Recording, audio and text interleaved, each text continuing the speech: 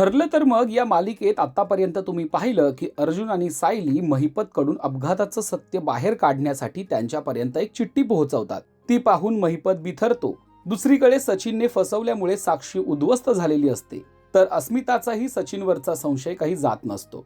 आजच्या म्हणजे 27 नोव्हेंबरच्या भागात आपण पाहणार आहोत की प्रिया मुद्दाम कल्पनाला टोमणे मारत असते. सायली आणि अर्जुन नेमके कुठे गेलेत याचा अंदाज तिला घ्यायचा असतो. सासू घरात काम करते आणि सून बाहेर फिरते असं ती कल्पनाला म्हणते. त्यावरून त्यांच्यात वाद होतो.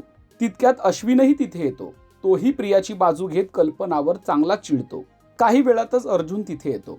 अर्जुनला पाहून हा वाद शांत होतो.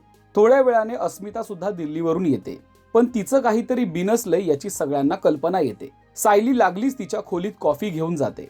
अस्मिताच्या मनातला नवऱ्याविषयीचा संशय ती सायलीला बोलून दाखवते. दिल्लीत मला सचिन भेटला, पण रेस्टॉरंटमध्ये दिसलेल्या व्यक्तीचा चेहरा डोळ्यापुढून जातच नाहीये असं ती सायलीला म्हणते. त्यावर सायली तिची समजूत काढते. अशा दिवसांमध्ये बाईचे मूड स्विंग्स होत असतात, त्यामुळे तुम्ही आता फक्त बाळाचा विचार करा. मग सायली आणि अस्मिता बाळाच्या नावावरून थट्टा मस्करी करतात आणि दोघीही हसू लागतात. कल्पना त्यांना लांबूनच पाहते आणि तिला बरं वाटतं. तुझ्याकडे जादू आहे असं म्हणत ती सायलीचे आभार मानते.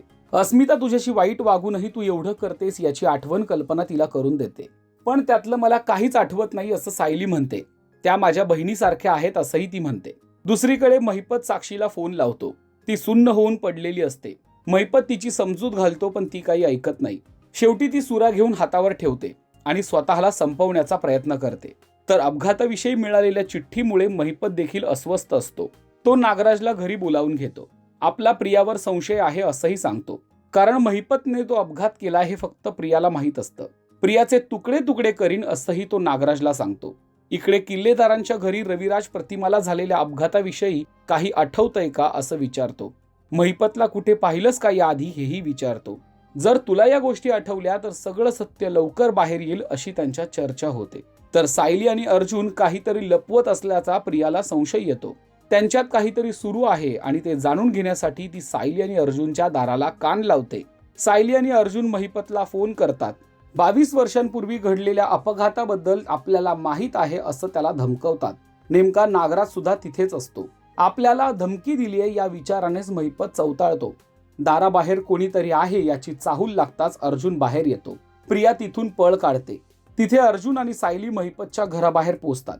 त्यांच्या प्लॅनिंगचा हा दुसरा टप्पा असतो. आगामी भागात तुम्ही पाहाल की झाडामागे लपलेले सायली आणि अर्जुन महिपतच्या दिशेने एक जळतं लाकूड फेकतात. त्यावर 22 वर्षांपूर्वी लिहिलेला अपघात असं लिहिलेलं असतं. आता ते पाहून महिपत नेमकं काय करणार हे लवकरच कळेल. तेव्हा पाहायला विसरू नका. ठरलं तर मग फक्त स्टार प्रवाहवर. आणि मालिका विश्वातील ताज्या अपडेट्स, बातम्या आणि गॉसिपसाठी सबस्क्राईब करा राजश्री मराठी शोबज.